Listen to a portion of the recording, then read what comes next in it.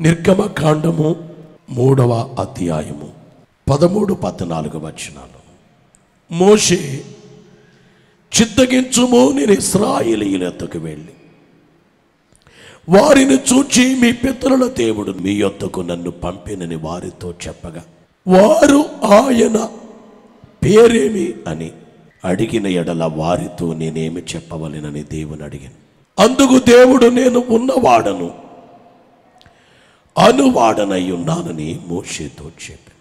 మరియు ఆయన ఉండునను వాడు మీ యొద్దకు నన్ను పంపినని నీవు ఇశ్రాయేలీయులతో చెప్పవలెనని.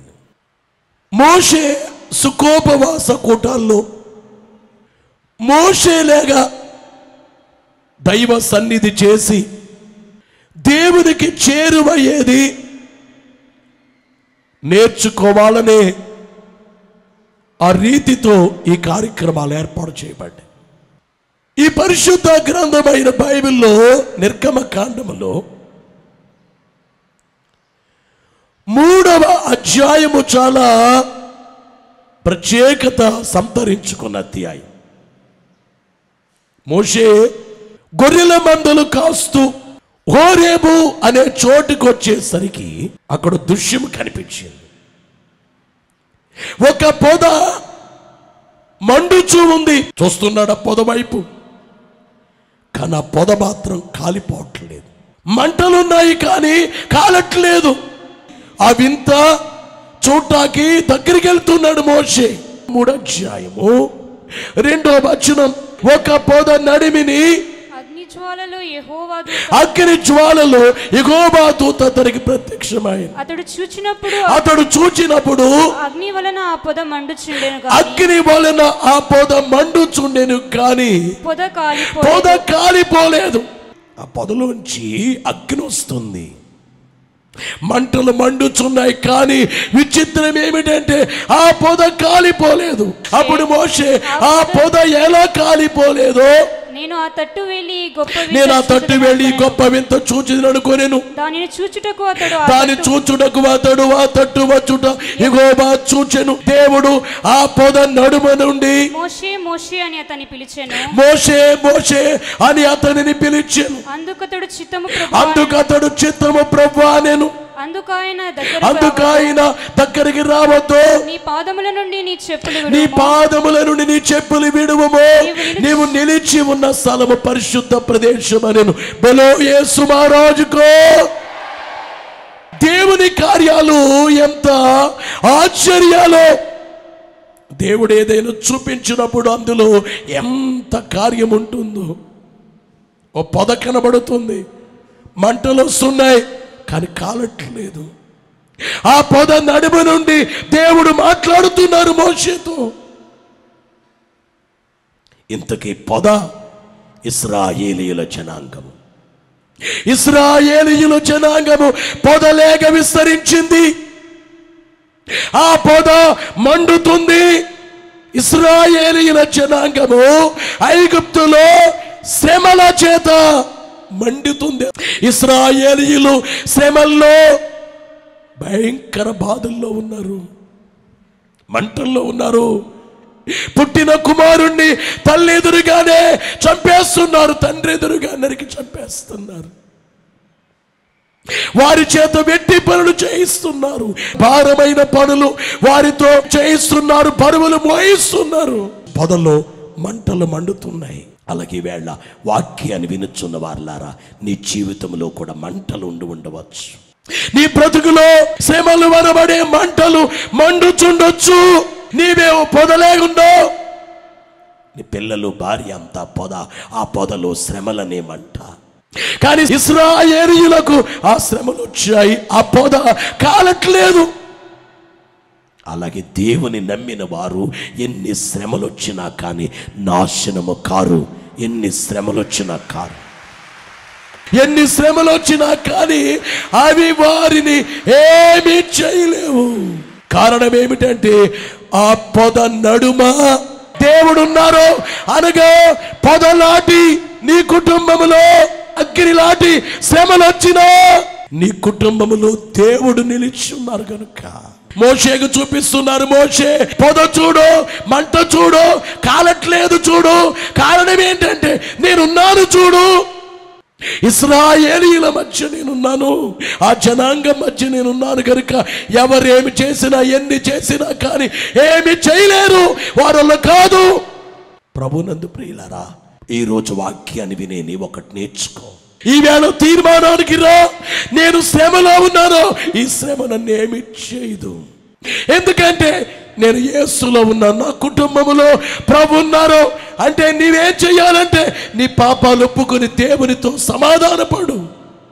దేవునికి శత్రువుగా ఉండొద్దు, సమాధానపడు. దేవా నేను పాపినని ఒప్పుకో, యేసు రక్తముతో కడుక్కో, యేసయ్యను అడుగు, యేసు నామములో ప్రార్థించు, యేసు నామాన్ని ధరించు. యేసు నామము ధరింపగానే మనసు మారి నూతన మగును.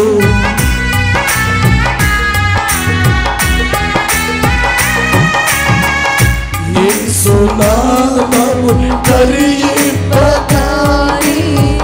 మనసు మారి నూతన మగును. వేదమేమియు వేదెవరికి, వేదమేమియు వేదెవరికి నాదుని ధరించి యేసు నామము ధరించగానే మనసు మారి నూతన మగును. నువ్వు మనసు మారి నూతనమైతే బైబిల్ చెప్పేది ఏమిటంటే క్రీస్తులోనికి బాప్తిస్మం పొందిన మీరందరూ క్రీస్తును ధరించుకొని ఉన్నారు. ఎంత భాగ్యం! కొందరు మంచి మంచి వస్త్రాలు ధరించవచ్చు, కొందరు బంగారాన్ని ధరిస్తారు, కొందరు డైమండ్స్ వజ్రాలు ధరిస్తారు, రత్నాలు ధరిస్తారు. కానీ వాళ్ళందరికంటే యేసును ధరించిన వాళ్ళు ఎంత గొప్పవారు. బోలో యేసు మహారాజుకు. ప్రభునందు ప్రియులారా, ఆ పొద మండుతుంది కానీ కాలట్లేదు. ఆ పొద నడిమిన ఎవరున్నారు? దేవుడు ఉన్నారు కనుక ఆ పొద కాలేదు. ఇశ్రాయేలు జనాంగముతో ఎవరున్నారు? దేవుడు ఉన్నారు కనుక ఆ జనాంగము ఏమి కాలిపోయింది. ఈ రోజు వరకు ఇశ్రాయేలు జనాంగం పాడు కాలేదు. యాకోబు అక్కడ పట్టుబట్టాడు, దేవా నన్ను దీవిస్తేనే కానీ నేను నిన్ను విడిచిపెట్టినాను. సర్లయ్యా యాకోబు నిన్ను దీవిస్తున్నాను, అది చేయి పెట్టి అట్లా దీవించి అట్లా వెళ్ళిపోలేదు. నీ పేరేంటి? యాకోబు. అయితే నీ పేరు ఇశ్రాయేలు. అంటే యాకోబు నువ్వు అడుగుతున్నావు దీవించమని, కానీ నేను ఎంత దీవిస్తున్నానంటే రేపు రాబోయే కాలంలో నీ పేరు ఒక దేశానికే నీ పేరు ఉంటుంది, దేశానికి.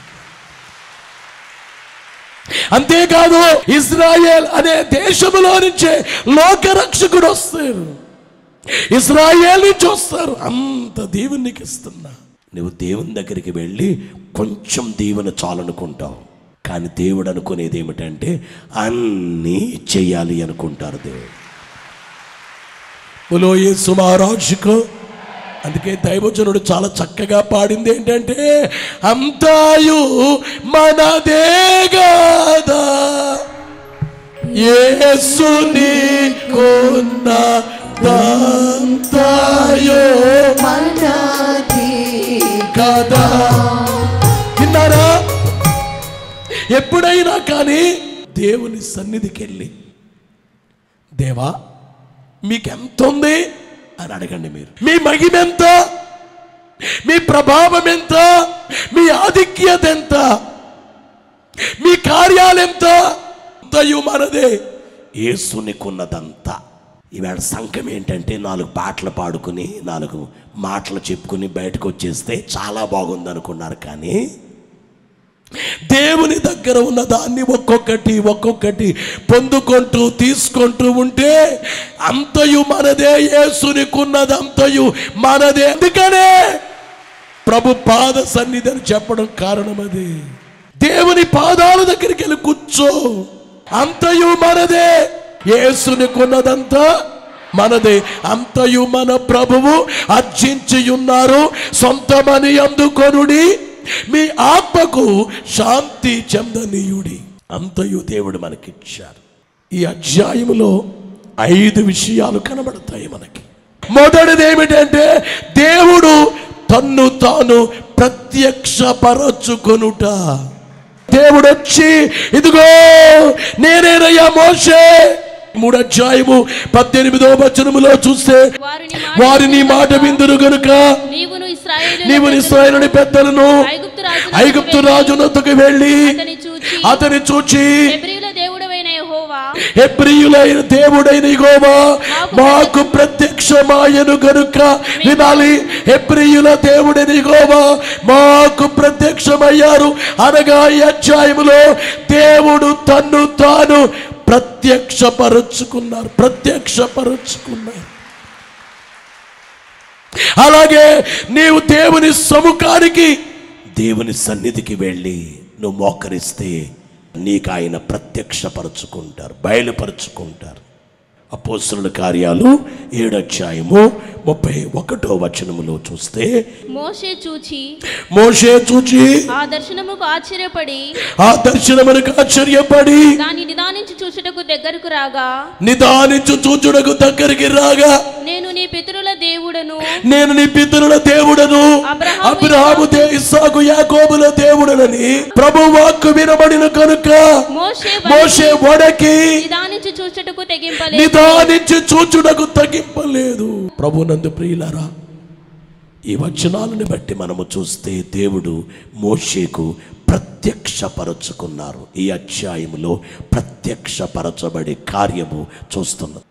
రెండవ అంశం ఏమిటంటే దేవుడు తన్ను తానుగా పరిచయం చేసుకున్నారు. మనం ఎక్కడికైనా పెడితే మనం ఎవరుమో చెప్పుకుంటాం, ముందున్న వాళ్ళు అడుగుతాం. మనకు మనముగా ముందున్నటువంటి వాడికి పరిచయం చేసుకునేటువంటిది ఎరిగిన వారమే.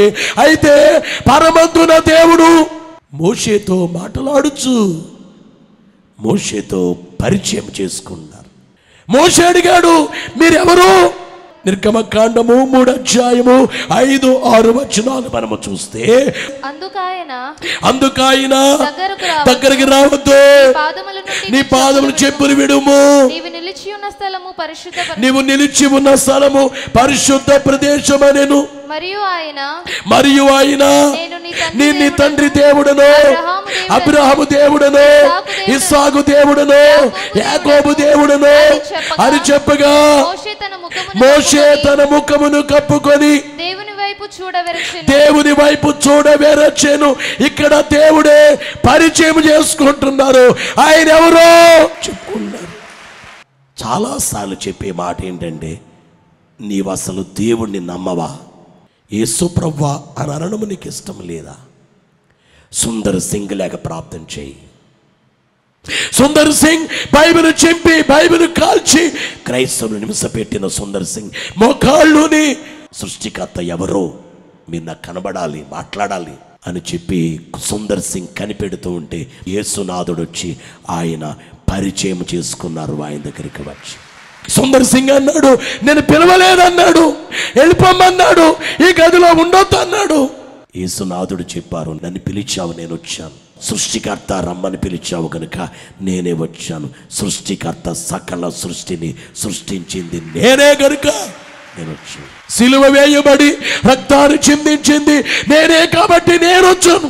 మోక్షానికి మార్గము నేనే కాబట్టి నేను వచ్చాను. ఈ వేళ మీకు చెప్పేది ఏమిటంటే, మీరు ఏ కులస్తులైనా మతస్థులైనా మోకరించి దేవా మీరెవరు, సత్యమేంటి అని అడిగితే దేవుడొచ్చి ఆయనకు ఆయన పరిచయం చేసుకుంటారు. పరిచయం 40 దినాల ధ్యానాలు చేస్తే దేవుడు వచ్చి నీ దగ్గరికి వచ్చి నీతో మాట్లాడి పరిచయం చేసుకుని నీకెన్నో విషయాలు. దేవా మీకే స్తుతులు, స్తుతి. దేవుడు పరిచయం చేసుకుంటారు. పరిచయం ఎవరు? నాతో మాట్లాడేది ఎవరు? దైవజనుడు అన్నారు, ఎవరు నా శత్రువుని ఎదిరించి గెలిచిరి, ఎవరు నా శోకంబు నెగురగొట్టిరి, ఎవరు నా హృదయంపు మూర్ఛను నీడ్చి సేద తీర్చి మనసుకున్న చివుకుమను గాయంబు మార్పిరి. ఎవరు? సిలువ పడ్డ యేసుక్రీస్తే, అంటే సిలువేయబడిన యేసుక్రీస్తే. యేసుక్రీస్తు వారు ఆయన పరిచయం చేసుకుంటారు. పరిచయం. బహుశా దేవుడు ఎవరో నీకు తెలియకపోవచ్చు, నీకు ఆందోళనగా అంటే డౌట్ నీకు ఉండొచ్చు. ఎవరా అని నీవేంటో దేవునికి తెలుసు, నీవెవరో దేవునికి తెలుసు. ఎందుకంటే నిన్ను ఆయన సృష్టించుకున్నారు కనుక, నిన్ను ఆయన రక్షించుకున్నారు కనుక, నీకు మోక్షం ఇస్తున్నారు కనుక ఆయనకు అంతా తెలుసు. బోలో యేసు మహారాజుకు. ప్రకటన గ్రంథములో 1వ అధ్యాయము 17వ వచనములో యోహానుతో ఆయన పరిచయం చేసుకున్నారు. నేను ఆయన చూడగానే చచ్చిన వారి వలె ఆయన పాదముల యొద్ద పడి తిని, ఆయన తన కుడి చేతి నా మీద ఉంచి నాతో ఇట్లనెను, భయపడకుము. ఆయక యోహానుతో అన్నారు, భయపడకుము, నేను మొదటి వాడను, కడపటి వాడను, జీవించు వాడను, మృతుడనైతిని కానే, ఇదిగో యుగ యుగములు సజీవుడనై ఉన్నాను. దేవుడే వచ్చి నీకు ఆయనే పరిచయం చేసుకుంటారు. ఎంతటి వారు పరిచయం చేసుకుంటారు. అందుకే దైవ సన్నిధి చేయండి, సన్నిధిలో ఉండండి, మోకరించి కనిపెట్టండి. ఆయన వచ్చి ఎలాంటి జీవమయ్యున దేవుడు, ప్రేమ అయ్యున దేవుడు, శక్తి అయిన దేవుడు, దివ్య లక్షణాలు కలిగిన దేవుడు, ఆయన మహిమ ఎలాంటిదో, ఆయన కార్యం ఎలాంటిదో అన్నీ నీకు ఆయన విశదపరుస్తారు, పరిచయం చేసుకుంటారు. సుమారాజుకు. ఇక మూడవదిగా ఏమిటంటే నిర్గమకాండం 3వ అధ్యాయం 10వ వచనములో చూస్తే, కగరమ్ము నేను ఫరో యొద్దకు పంపేదను, ఇశ్రాయేలీయులైన ప్రజలను నీవు ఐగుప్తులో నుండి తోడుకొని పోవలెనను అనగా. మూడవదిగా చూస్తే పని అప్పగించిన దేవుడు. దేవుడు మోషేకి పని అప్పగించారు. పనులు 2 రకాలు, మన పనులు, 2 దేవుని పనులు. ఈరోజు మిమ్మల్ని అందరినీ ఓ మాట అడుగుతున్నాను, నీ పని నువ్వు చేస్తున్నావు. దేవుడు నీకు ఏ పని అప్పగించారో నీకు తెలుసా? ఏం చెప్పారో గుర్తులేదేమో. కొంతమంది దేవునికి ఆవగింజంత పనైనా చేయట్లేదు, అలాగే చచ్చిపోతున్నారు. నీకు అప్పగించిన పని ఏం చేసావు? ఏం అప్పగించారో తెలియదు నీకు. ఏం చేస్తావు? పరమందున్న దేవుడు మనుషులకు పని అప్పగిస్తారని వెరుగుదువా? ప్రభు నీకు ఈ లోకములో నేను జన్మింపజేసినప్పుడు నీకే పని అప్పగించి ఈ లోకానికి పంపించారు. నిద్రపోతున్నావు, పని మర్చిపోయావు, బాధ్యత లేకుండా తిరుగుతున్నావు. రక్షించబడిన నీవు, యేసు రక్తముతో కడగబడిన నీవు చేయవలసిన పని అనేకులకు సాక్ష్యము చెప్పవలసిన పని. సర్వలోకానికి వెళ్ళి సర్వ సృష్టికి సువార్త ప్రకటించమన్నారు. శిష్యులకి మనం ఆయన శిష్యులమే, ఆయన పిల్లలమే. ఏం చేసావు? రాజుల కొరకు, అందరి కొరకు ప్రార్థనలు చేయాలని బైబిల్ చెబుతుంది. ఏం ప్రార్థన చేసావు? నశించి పోవచ్చున్న ప్రజల కొరకు, పతనమవుచున్న ప్రజల కొరకు నీవేం చేయాలి? నీ పనేంటి? నీళ్లు కాచి ప్రార్థించాలి. పనిని అప్పగించిన దేవుడు మోషేకి నీ పనేంటో నీకు ఎరుగుదవా? దేవుడు అప్పగించిన పనులు నీవెలా చేస్తున్నావు? పౌలు గారికి పని అప్పగించారు, 2 ఖండాల్లో సువార్త ప్రకటించారు. అందుకే సువార్త ప్రకటించకపోతే నాకు శ్రమనన్నారు. మార్టిన్ లూథర్ గారికి పని అప్పగించారు, బైబిల్ బయటికి తేవడానికి ఎంత ప్రయాసపడ్డారు. పిలిచి ప్రభు ఆయన పనిని అప్పగించినటువంటి వాస్తవాన్ని గుర్తించాలి అని మీకు తెలియజేస్తున్నాను. కొరింథీ మొదటి పత్రిక 1వ అధ్యాయము 26వ వచనములో, సహోదరులారా మిమ్మల్ని పిలిచిన పిలుపును చూడుడి, మీలో లోకరీతిని జ్ఞానులైనను గనులైనను గొప్ప వంశము వారైనను అనేకులు పిలువబడలేదు కానీ ఏ శరీరియు దేవుని ఎదుట అతిశయింపకుండునట్లు జ్ఞానులను సిగ్గుపరచుటకు లోకములో నుండి వేరు వారిని దేవుడు ఏర్పరచుకొని ఉన్నాడు. ఎవరిని ఏర్పాటు చేసుకున్నారని? దేవుడు జ్ఞానుల్ని సిగ్గుపరచడానికి. వెర్రి వారిని దేవుడు ఏర్పరచుకున్నారట. బలవంతులైన వారిని సిగ్గుపరచడానికి లోకములో బలహీనులైన వారిని దేవుడు ఏర్పరచుకొని ఉన్నాడు. ప్రభునందు ప్రియులారా, దేవుడు నీకు అప్పగించినటువంటి పని ఏమిటి? ఒక ఆత్మనైనా నేను రక్షింపక యేసువా,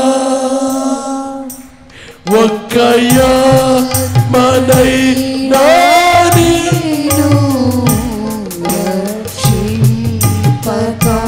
యేసువా, వట్టి చేతులతో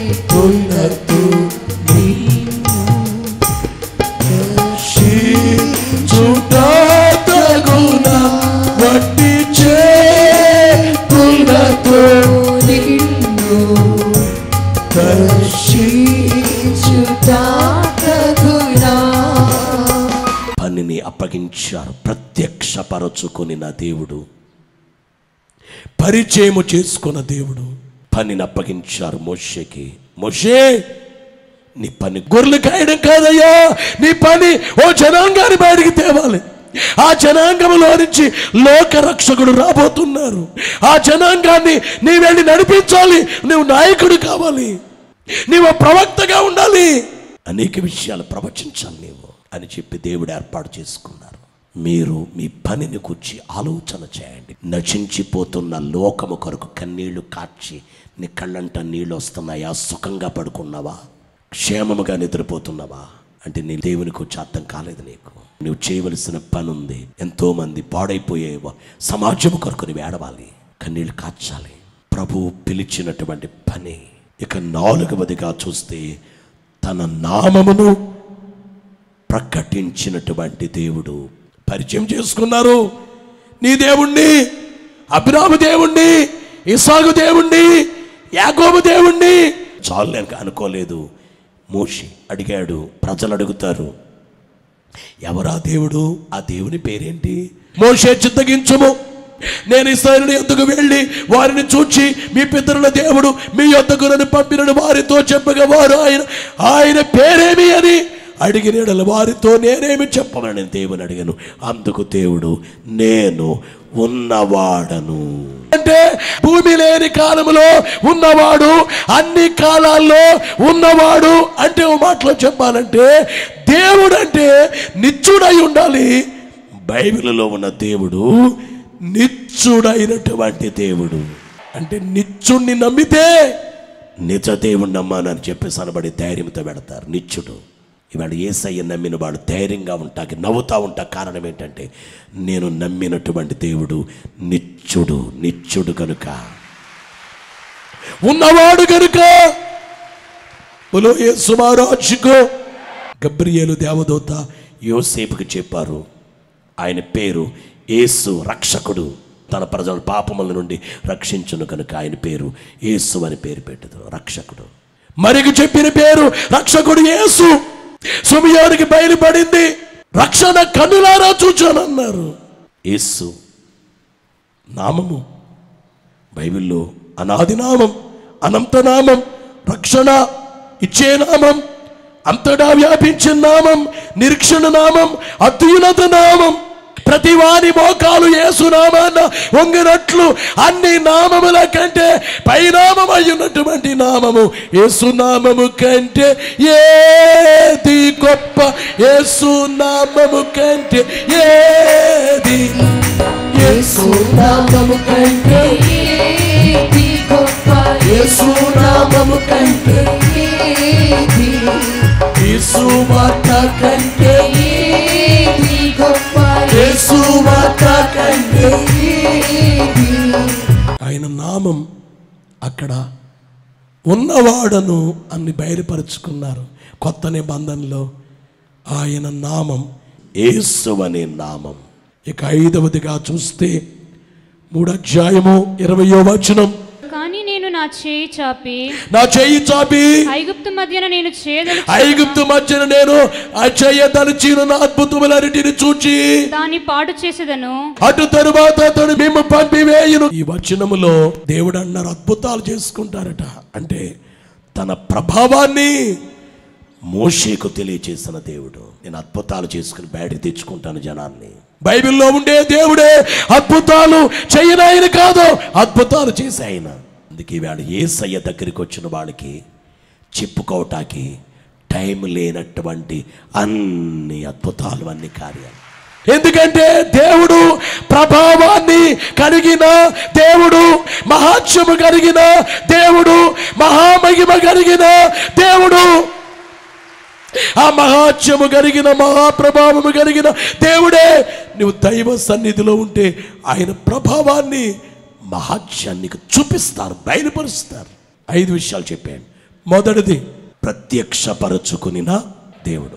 2 పరిచయము చేసుకున్న దేవుడు. 3 పనిని అప్పగించిన దేవుడు.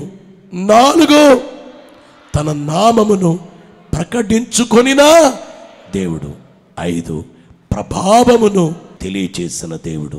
ఈ విషయాలన్నీ గమనించుకొని ఈ విషయాలను బట్టి 40 దినాల మోషే సుఖోపవాస కూటాలు చేయండి. మీకు ఎలాగో దేవుడు ప్రత్యక్షపరచుకుంటారో, ప్రకటించుకుంటారో, నీకు పని అప్పగిస్తారు. నువ్వు దైవ సన్నిధిలో ఉంటే ప్రభావాన్ని నీకు చూపిస్తారు. ప్రభు రాకడకి సిద్ధపడండి. మేఘమెక్కే భాగ్యము దేవుడు మెండుగా దయచేయును గాక.